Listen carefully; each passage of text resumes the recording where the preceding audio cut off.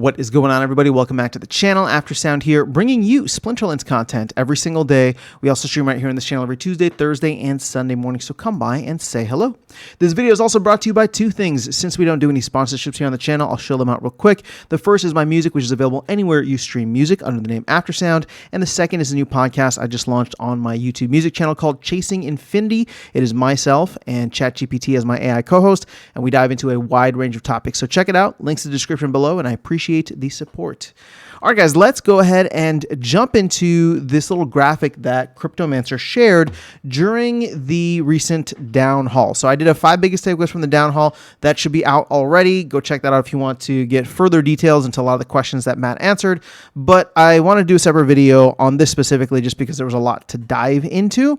Now, here's the thing. This is somebody's notes, right? This is Cryptomancer's notes. So it's not necessarily like in a way where we're presenting it or he's presenting it. So I just kind of want to tackle all of the different things here and probably note that all of this is subject to change, right, as things move along. But here is what we have for 1.75, the land 1.75 release, which I think is significant, right? And again, the time frame for this is Q1, and there's not even a time frame within Q1. It could be anywhere from January 1st to March 31st, and of course, if there are delays, then it could be even longer than that. So the way that this is formatted, or the way that this is kind of set up, let me just start here on phase 1, right? Feature summary. So you can see here, add 3 new resources: wood, stone, and iron. Research and SPS should require new resource inputs, new resources as inputs. Grain work sites no longer available on all plots. So grain will only be available on plains, river, bogs, and lakes.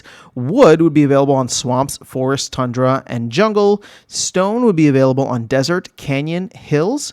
And iron would be available on mountains, badlands, and caldera. So if you have any one of these lands, now you know or understand what you'll be able to produce in the future. And the way they want to make it happen is to magically transition grain sites to other work types, trade new resources in the resource hub, and then support resource swaps.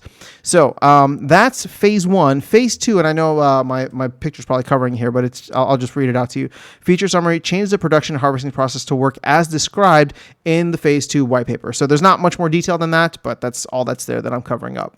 So let's now go on to the left side of this, and you can see phase 1 has been broken out into back-end tasks as well as UI tasks, and then phase 2 is a little bit further down. Now, you can see some of this stuff is already done. So if we look at back-end, right, database configuration, schema setup, that's done, but the effort estimate is considered small. And again, this is just Cryptomancer probably giving his best analysis of how much time this stuff is going to take.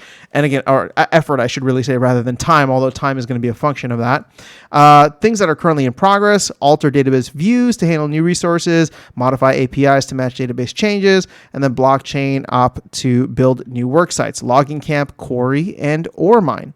So those are all currently in progress, but those are all relatively small, right? Or I guess the alter database views is medium. The larger ones that you can see here is alter database functions to handle new resources. There's another large one, so wood, stone, and iron as SPS and research inputs. So what they mean by that, and what I think, right, what they mean by that is when you're mining for either research or SPS, it's not just going to be grain, right? So you could just, the way that it is right now, grain is everything. But in the future, it'll probably be a mixture of the different resources in order to mine SPS, in order to research tokens. And then let's see, what else is large here? So handle inter-resource swaps in one transaction. So the idea of being able to go from grain to wood specifically is something that they want to be able to do. That seems like it's large.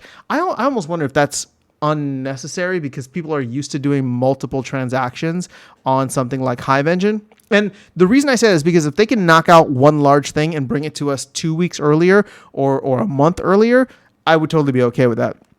And then add way to harvest all resource types at once instead of one at a time. So that's another large thing for the back end. For the UI, there's stuff that they have done, small stuff, but add new resources to research leaderboard screen, add new resources to resource history screen. So those are both done, all considered small.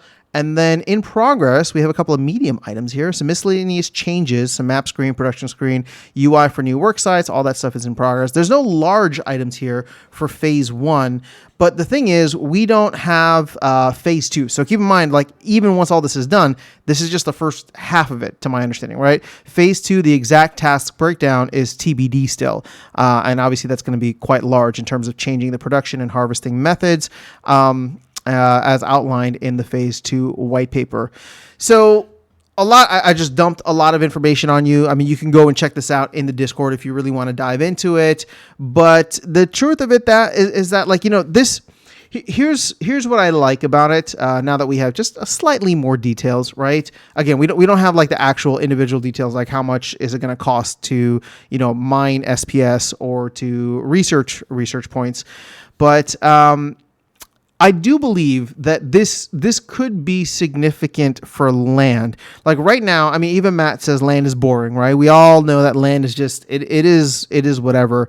My hope is that by the time this rolls out, and I think the team has already kind of said this out loud, but Matt wants for research to actually have more utility too. So in the future, right, it's not just like, oh, once you have grain and you're self-sufficient on grain, you can go and grab whatever it is that you need, right? You can choose to have a mining SPS mine, or you can choose to have a research hut.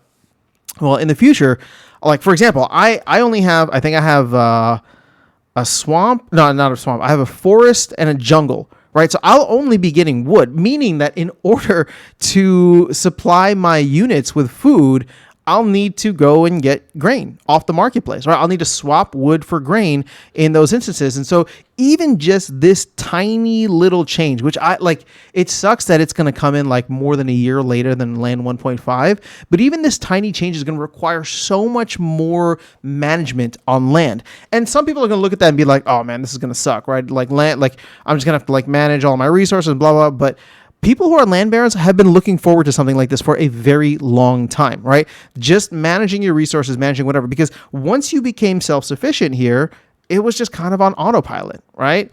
And I'm not saying that you won't be able to put things on autopilot at some point in the future, but hopefully there will be additional incentives, right? So let's say SPS is, hopefully SPS is higher later on next year. And it's just like, well, I could go for wood and, I could go for wood in my forest and jungle, but I kind of really want to mine SPS, and I wouldn't mind buying the resources off the market in order to mine SPS because the returns are so good right now, right? Versus now where people don't really care. And then research, on the other hand, there's no inputs right outside of grain, so obviously having something to go and get research, you'll have additional inputs. But what if research has utility through glamour, for example, or if they're able to find other areas in which research can play a role in doing something, anything, right? Because then at that point, sure, we might have a situation where people are just overstacked with research right now, but at some point in the future, it'd be nice where it's just like, okay, actually, I do want some, XYZ cosmetic,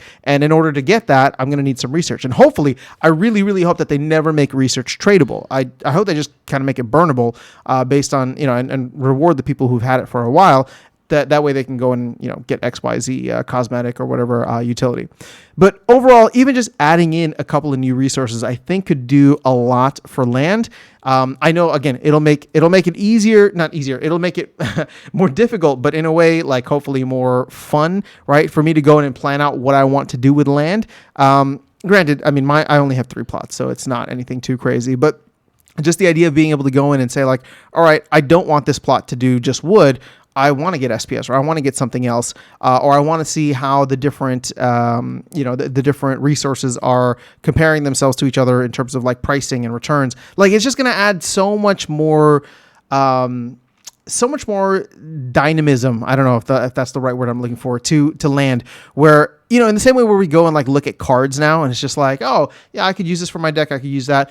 Part of it will be like, hey, there's a planes for $10 on the market in my region. Maybe I should just go grab it because then I don't have to worry about X, Y, and Z, right? And so all of a sudden you're playing these different games, whereas like we did that in about 10 minutes for Land 1.5. And I'm sure people who had like larger tracks or regions, maybe it still took them time. And obviously there's like 80% of land that's not even online at this point. So sure, like it's going to be something where it's all dependent, but at least it'll be a little bit more interesting. Right now, land isn't interesting. In the future, my hope is that we can get that. And, to think that we're hopefully 6 months away, and I know I'm saying hope a lot, but that's just where we're at.